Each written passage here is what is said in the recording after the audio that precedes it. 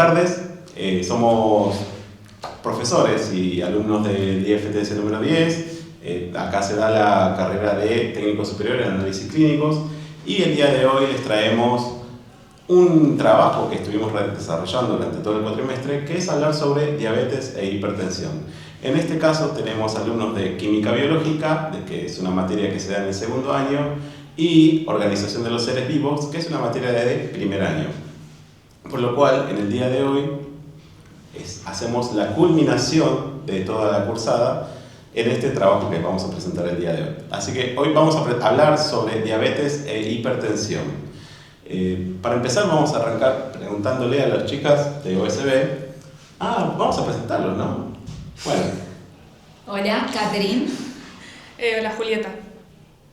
Mi nombre es Daniela. Mi nombre es Brian. Mi nombre es Mayra. Yo soy Analía. Evelyn, profe de Química Biológica. Y yo soy Federico, profe de Química Biológica. Bueno, ahora sí, vamos a arrancar con el tema del día de hoy, que es diabetes e hipertensión. Y vamos a empezar hablando sobre qué es la diabetes. Bueno, la diabetes es una enfermedad metabólica en el cual los niveles de glucosa en sangre son muy altos. Tenemos distintos tipos de diabetes, ¿no? Podríamos empezar a clasificarlos y a ver si alguno de los chicos se anima a la clasificación de diabetes. La diabetes tipo 1 es una enfermedad autoinmune en la que los anticuerpos atacan a las células beta del páncreas y lo que hace que no pueda producir insulina. Bien, existe una diabetes de tipo 2 también, ¿no? Sí, la diabetes tipo 2 se caracteriza por un daño parcial de las células beta, o sea que va a haber producción de insulina, pero no va a ser suficiente como para metabolizar toda la glucosa. Bueno, también existe algo llamado resistencia a la insulina que se produce por toda esta hiperinsulinemia, digamos, ¿no? ¿Qué sería entonces la resistencia a la insulina? Es la dificultad de los órganos para la glucosa entre en el organismo. Bien, exactamente, ¿sí? La insulina puede ser insuficiente para que se capte esa señal, por ejemplo las células de los hepatocitos, y que puedan ingresar la glucosa hacia dentro de ellos. Entonces por eso la glucosa sigue dando vueltas en sangre, sin embargo no pueden ingresar los hepatocitos para poder ser procesados. Y nos queda una diabetes más. ¿Cuál será? Es la diabetes gestacional, en el cual se ocurre durante la gestación y es más que nada que debido a un proceso fisiológico y hormonal, en el cual la mujer...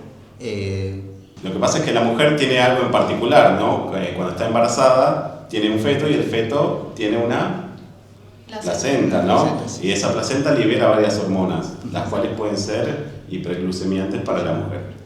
Y eso hace que haya más glucosa en sangre. Muy bien. Bueno, entonces, ya hablamos un poquito más o menos de las temáticas de la clasificación. Tenemos también una relación, vimos que los chicos estuvieron hablando de la insulina con la glucosa. Justamente la insulina es la hormona que se encarga de ingresar la glucosa dentro de los hepatocitos. Pero hablamos de glucosa, ¿y qué es la glucosa?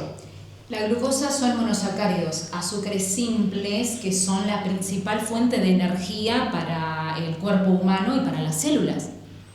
Muy bien, es la energía, perfecto. ¿La energía en forma de qué la produce el cuerpo? Porque uno no usa la glucosa en sí. ATP. Muy bien, perfecto. Bueno, y entonces estuvimos hablando de que tenemos un defecto en la insulina, tenemos mucha glucosa circulando en sangre. ¿Cuáles son las consecuencias de tener tanta glucosa circulante? Por ejemplo, el organismo tiene tanta glucosa, que no puede... cierra los canales del GLUT4, o sea, no puede ingresar esa energía, ¿no es cierto?, a la célula. Entonces tenemos mucha glucosa en la sangre y el cuerpo empieza a dar señales de este efecto de no poder ingresar esa glucosa. Por ejemplo, las características son poliuria, polifagia, polidipsia, pérdida de peso, irritabilidad. Bien, ahí tenemos un efecto que es de que tenemos mucha concentración fuera de la célula y muy poca dentro de esta, ¿no? Este efecto tiene un nombre en particular que es el efecto ósmosis, ¿sí? Y aparte de todos esos, tenemos también otra cuestión que se llama... Generalmente pasa en diabetes tipo 1, cuando hay una descompensación, el cuerpo empieza a aumentar el proceso de lipólisis. Se genera la ruptura del tejido adiposo, lo que hace que los triglicéridos se dividan en dos, en glicerol y en ácidos grasos libres, que quedan concentrados en la sangre, lo que produce cuerpos cetónicos. Y estos cuerpos cetónicos hacen que el pH empiece a disminuir, se empieza a acidificar, lo que lleva a una cetoacidosis diabética. Y además se acumulan en el LDL y VDLL, que son las grasas malas, que se acumulan en las arterias cerrando, ¿no es cierto?, esa luz. Lo que decimos nosotros, luz vascular. Luz vascular, lo que provoca una arteriosclerosis. Exactamente. Este acúmulo de placas y de ateromas, ¿no? Claro. Que nos empieza a achicar la luz del vaso. Claro, entonces empieza a irrigar menos sangre. También Claro. le da rigidez a los vasos, menos elasticidad. Perfecto. Entonces eso aumenta lo que es la hipertensión también. Claro. La resistencia. Perfecto, exactamente, ¿sí? Se empieza a aumentar los niveles de ácidos grasos libres y eso hace que nos aumente el pH, lo cual puede ser muy peligroso para el paciente. Volviendo un poquito atrás, porque me quedó pendiente justamente esta cuestión de la ósmosis con el tema de hipertensión. ¿Están ligados? Sí. Bien. La hipertensión se da justamente porque tenemos este fenómeno, ¿no?, de mucha concentración de un lado, poca concentración del otro, ¿no? Sí, existe un daño en los vasos sanguíneos y eso produce que el caudal se estreche, por eso se produce presión alta y esto puede llevar consecuencias graves a nivel coronario y a nivel renal. Exactamente, tal cual. Y a eso también le sumamos que este fenómeno de ósmosis nos saca agua de las células, lo cual aumenta aún más todavía la presión arterial. Bueno, estuvimos hablando un poquito de cuáles son las consecuencias de esta hiperglucemia. Nos queda hablar quizás un poquito de la insulina. Hablamos de que no hay una enfermedad que no tiene insulina, ¿no? Que es la diabetes tipo 1. Sí. Sí. Sí, Bien, esa ausencia de insulina, como bien dijo nuestra querida alumna, trae aparejado justamente esta liberación de ácidos grasos, pero ¿hay alguna de las otras diabetes que tenga insulina y aún así tengamos diabetes? Sí, Sí. la tipo 2, que en este caso se produce poco o casi nada de insulina, hay una producción, pero lo que sucede es que al haber una inmunoresistencia y también al haber tanto cuerpo, tanta azúcar en sangre, esta no puede llegar a procesar todo esto y se produce un desequilibrio y todo. Muy bien, perfecto. Bueno, ahora sí, ya terminamos de hablar con todas las consecuencias que tiene la hiperglucemia. Me gustaría que hablemos ahora cómo hacemos nosotros desde el laboratorio para diagnosticar al paciente diabetes. ¿Podemos empezar con alguna? ¿Alguien se le ocurre alguna? ¿Qué técnicas conocen? ¿Qué determinaciones? La hemoglobina glicosilada, ¿Otra más? La glucosa sérica basal, que tenemos que, los técnicos tenemos que sacar sangre y después medir estos parámetros, ¿no? Bien. Esa glucosa sérica basal tiene una característica, hay que hacerla... En ayunas. Ah, en ayunas. Bien, bien, bien. también se dice GPA. Ajá. Y nos dice la glucosa en ese momento del paciente, Claro. ¿no? Sí. Bueno, Que en valores normales es de 70 a 110. sí. Después tenemos otras más. hay una prueba que te hacen tomar glucosa, ¿alguien me la puede explicar? Sí, se trata de la PTOG, que es la prueba de tolerancia oral a la glucosa. El procedimiento es: se toma una muestra basal, o sea, del paciente en ayunas. Después se le administra vía oral una solución con 70 gramos de glucosa y se toman muestras después a la hora y a las 2 horas, ¿sí? Para ver cómo el paciente metabolizó la glucosa administrada. Bien, ¿y en ese examen existen rangos? O sea, uno puede decir que uno es normal, un rango en el que está más o menos.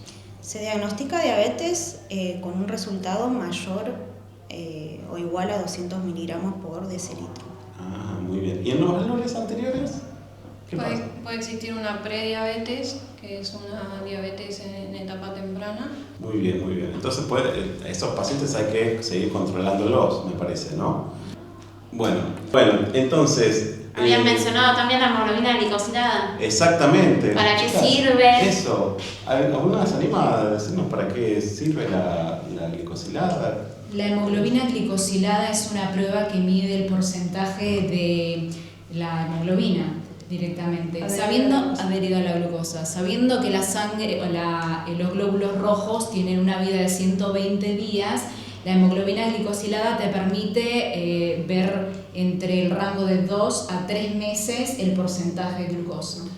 Perfecto, o sea, tenemos varias cosas para medir y diagnosticar, ¿no? Los pacientes para controlarlo también. Tenemos la glucosa en ayuno, tenemos la prueba de tolerancia oral a la glucosa, que es una prueba que nos dan glucosa y tenemos varias cosas para poder evaluar.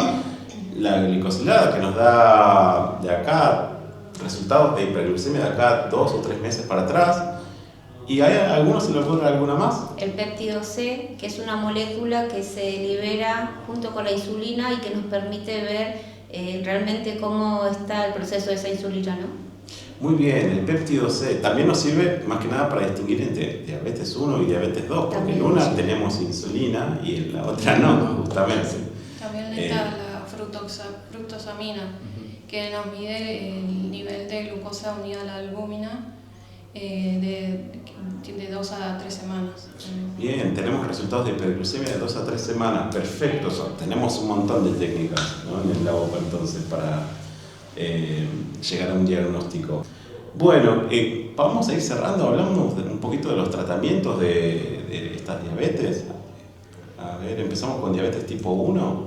Diabetes tipo 1, el tratamiento es sobre todo la insulina inyectable, que es la que no directamente es deficiente en el organismo, o sea que hay que darlo medicamentosamente. Bien, es deficiente, o sea, el ser humano que tiene diabetes tipo 1 no tiene insulina, y esto es porque es una enfermedad autoinmune. Es una enfermedad autoinmune que destruye las células beta del páncreas. Bien, y estas son las que producen justamente la insulina, ¿no? Sí. Bueno. ¿Y en la de tipo 2, cuál sería el tratamiento? En la de tipo 2, más que nada, el tratamiento es un cambio estricto de la dieta, la realización de ejercicio, cambiar hábitos alimenticios completamente, no eliminar por completo, porque muchos creen que eliminar por completo todo lo que contiene glucosa es correcto, pero la verdad es que el cuerpo lo necesita, entonces no se elimina por completo. Tiene que ser algo que esté estrictamente balanceado. Más que nada, el agregado del ejercicio hace que el cuerpo siga en movimiento, que se siga procesando tranquilamente y que haya un metabolismo más balanceado. Muy bien, perfecto. ¿Y en casos más graves en diabetes tipo 2? Hipoglucemiantes orales, como la metformina. Claro, sí, existe la metformina. ¿Y pueden llegar a darle insulina a estos pacientes? Sí, en un estado avanzado en el que se produce mucho menos insulina y las células betas empiezan a destruirse y a fatigarse para la producción de insulina, si es necesario requerir a insulina artificial. En estos casos, prácticamente la diabetes tipo 2 puede convertirse en una tipo 1. De esta manera, eliminando lo poco que quedaba de las células beta pancreáticas, haciendo que la persona tenga cero síntesis de insulina. Y en el caso de la diabetes gestacional. En el caso de la diabetes gestacional, más que nada lo que sucede es que al terminar la gestación, si no se cuida, puede convertirse en una diabetes tipo 2, adquiriendo todas las dificultades que esta conlleva. Y en la diabetes gestacional, otra característica es que el feto, como la glucosa ingresa por la placenta desmedidamente, son fetos grandes, más de 4 kilos, y generalmente se recurre a la cesárea al ser fetos tan grandes, ¿no es cierto? Por eso también hay que controlarla. Muy bien, perfecto. Sí. No sé si quieren sumar algo más que crean que nos haya faltado como para ir terminando.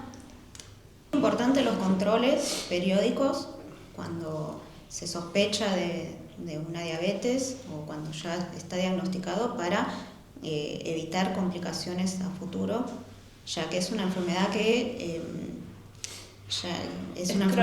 es crónica, que va dañando diferentes funciones del organismo y es importante tratarlo.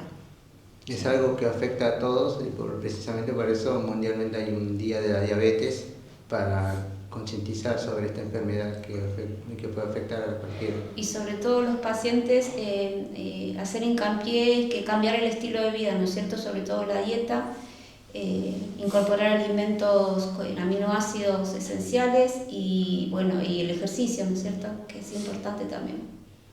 Bien, es una enfermedad que nos puede afectar a cualquiera de nosotros porque, como bien explicaron los chicos, la dieta tiene mucho que ver en todo este desarrollo de la enfermedad. Así que cualquier persona que tenga malos hábitos puede llegar a tener resistencia a la insulina, puede llegar a tener hígado graso y todo eso puede ir llevando a una complicación y llevando finalmente a diabetes. Bueno, ¿cómo se sintieron? Nervioso. ¿Bien? ¿Nervioso? Aprendiendo. Sí. Bueno, espero que hayan aprendido un poquito más sobre esta problemática en la cursada. La verdad que estuvo muy bien. Les agradecemos también su colaboración, su participación, el querer haberse sumado como cierre de este proyecto interdisciplinario entre ambas materias. Claro. Nada, que hayan aprendido mucho, se hayan enriquecido y bueno, continúen hacia adelante. Gracias.